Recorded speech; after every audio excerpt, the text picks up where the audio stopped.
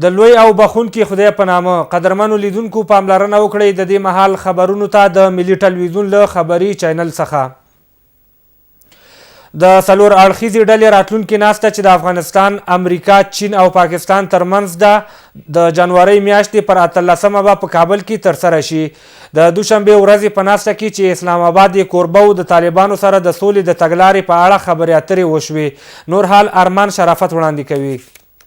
په اسلام آباد کې د څلور اړخیزو ناستې ګډون کوونکو د یوې خبرپاڼې په خپرولو سره په افغانستان کې د جګړې د پای پر اهمیت ټینګار وکړ او زیاته کړه چې د دغې ډلې راتلونکې ناسته به د جنوري میاشتې پر 18مه په کابل کې ترسره شي. په دغه خبرپاڼه کې راغلي دي چې د افغان حکومت او د طالبانو اساسو ترمنځ له ځان څخه پرته پر خبرو اترو چې د افغانستان د ملي او والي ملي واکمنۍ او ځمکنۍ بشپړتیا لامل شي ټینګار شوی دی.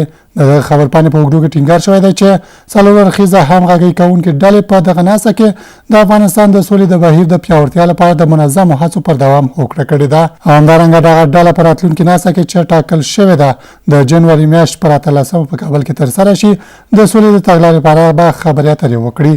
د ولسمشر اشرف غني د بیان مرستیال سید ظفر هاشمي ویل چې موږ ویلي وو چې ټولې ډلې د سولې په مذاکراتو کې له پلان شوو شرطونو څخه پرته باید ګډون وکړي. هغه د سرتار د شرطونو په اړه وویل افغان حکومت د یو مشروع او منتخب ادارې په توګه مکلف دی تر څو د افغانستان اساسي قانون اجرا کړي او زموږ ټولې کړنې د همدغه قانون پر بنسټ دي چې د سولې پروسه هم پکې شامله ده. د چین د بهرنیو چارو وزارت ویان هانګ لی په دې اړه ویل چین غواړي د افغانستان د سولې د خبرو اترو د مخ ته بیولو لپاره د مناسبو شرایطو په رامنځته کولو کې په دغه ناسته کې له ټولو ګډون کوونکو لورو سره کار وکړي او د افغانستان واکمنۍ ته باید د ټولو لورو لخوا درناوی په پام کې ونیول شي. محمد داود اساس د اجرایه ریاست د سلاکار په توګه وټاکل شو. د اجرایه ریاست د سلاکار په توګه د محمد داود اساس ټاکنه د اجرایه ریاست د رئیس ډاکټر عبدالله له حکم سره سمه شوې ده. په حکم کې د افغانستان خلکو ته د خدمت په لاره کې د لا زیاتو بریالیتوبونو هیله شوې ده. د افغانستان د حراست او ثبات شورا وایي چې افغان حکومت باید د سولې خبرو لپاره روښانه اجنډا ولري. د دغه شورا وایان وایي چې د سولې د خبرو ټول جریان باید له افغانانو سره شریک شي. په دې اړه پام وکړئ یو چمتو شوي ریپورټ ته. د افغانستان د حراست او ثبات شورا د اسلام آباد د څلور اړخیزې غونډې څخه هرکلی کوي او وایي چې افغان حکومت باید د سولې خبرو لپاره روښانه اجنډا ولري او د هیواد ملي ګټې له پامه ونه غورځوي. د دې شورا مسؤلینو د دوشنبې په ورځ د هیواد د 14 ولایتونو استازي او قومي مشران رابللي وو تر څو د سولې پروسې په څرنګوالي وغږیږي.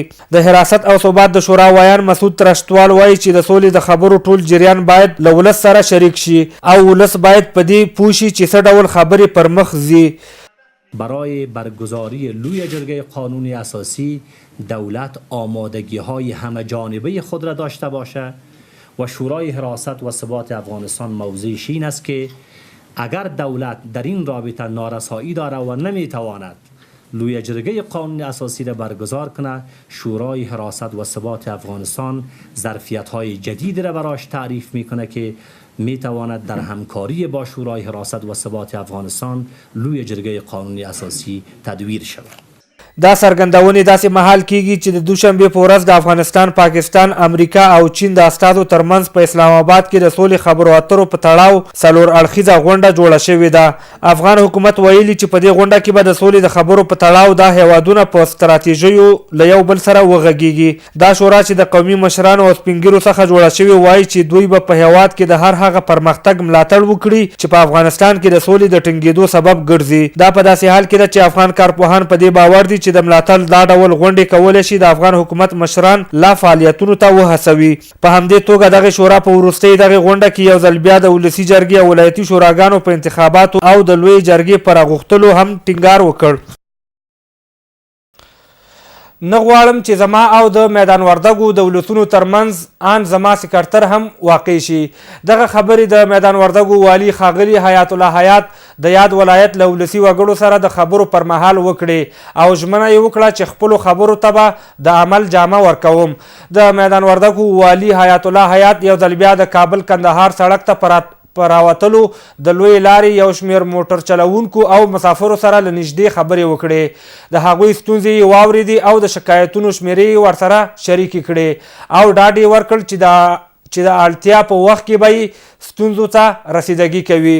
ښاغلي حیات تل هڅه کړې چې د ولس او دولت ترمنځ د واټن په راکمولو کې له هر ډول امکاناتو څخه کار واخلي او د ولس لپاره یوه آرامه او امنیتي فضا رامنځته کړي.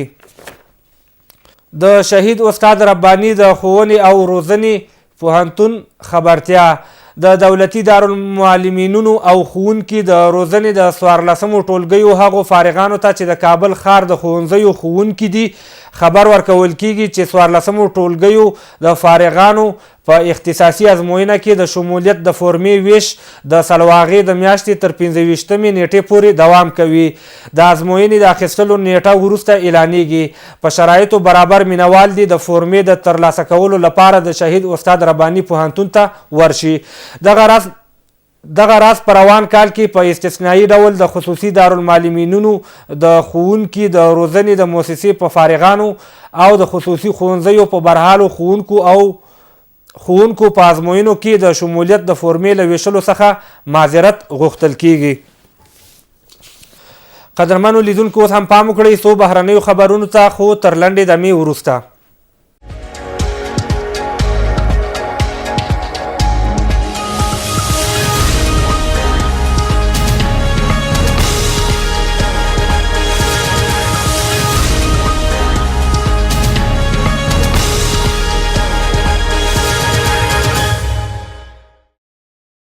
د سوریې په چارو کې د ملګرو ملتونو د سازمان ځانګړي استازي سټیفن ډیمسټورا وایي چې د ایران او عربستان مقاماتو ورته ډاډ ورکړی چې د دواړو هیوادونو په ډیپلوماټیکي اړیکو کې بحران د سوریې د سولې په هڅو اغیزه ونه کړي. ډیمسټورا په دې وروستیو وختو کې د ایران د بهرنیو چارو د وزیر محمد جواد ظریف سره له کتنې وروسته ویل د عربستان د بهرنیو چارو وزیر ماته ډاډ راکړی چې د دوی په نظر هیڅ داسې منفي نښې نښانې شتون نه لري. ډیمسټورا د سیمې د هیوادونو په سفر بوخت دی چې د سوریې د خبرو له بهیر سره د دغو هیوادونو ملاتړ جلب کړي. ټاکل شوي ده چې دغه خبرې د روان کال د مرغومې د میاشتې په 25مه نیټه له سره پیل شي. په بغداد کې وسلوالو پر یو پلورنځي حمله وکړه چې په نتیجه کې لږ تر لږه 38 کسان ووژل شول او 50 نور ژوبل شول. پولیس وايي حمله کوونکو لومړی د پلورنځي دروازه په موټر بم والوځوله او بیا دې ځای ته ننوتل. د عراق امنیتي ځواکونه سیمې ته په رسېدو دا پلورنځی کلابند کړی. د هوا له لارې کمانډو ځواکونه ښکته کړي او پر حمله کوونکو یې ځوابي حمله کړې. د عراقي ځواکونو په عملیاتو کې 2 وسلوال ووژل شول او 4 نور نیول شوي دي. په دې پیښه کې چې په الجدیده شیعه میشته سیمه کې وشوه 4 پولیس هم وژل شوي دي. د اسلامي دولت په نامه ډلې یا داعش د دې حملې مسؤلیت پر غاړه اخیستی دی. جرمني له اتریش سره پر پولو د زیاتو کډوالو د ورتګ مخنیوی پیل کړی. په ځانګړي ډول هغو افغانانو ته لار نه ورکوي چې د جرمني په باور د پناه غوښتلو پر شرایطو نه دي برابر. جرمني په کولن ښار کې د نوي کال په شپه پر ښځو ډله ییزې حملې چې ګمان کیږي جرمني ته ورغلو کډوالو لاس پکې درلود. د جرمني پر صدراعظم انګیلا میرکل او د کډوالو په وړاندې د هغې پر پرانیستې کړنلارې فشار راوستی دی. د اتریش چارواکي وایي چې په ډسمبر میاشت کې به هره ورځ د 80 کډوالو مخنیوی کېده، خو د روانې میلادي میاشتې جنورۍ له پیله راهیسې هره ورځ لږ تر لږه 200 کسان جرمني ته له ورتګه منع کوي.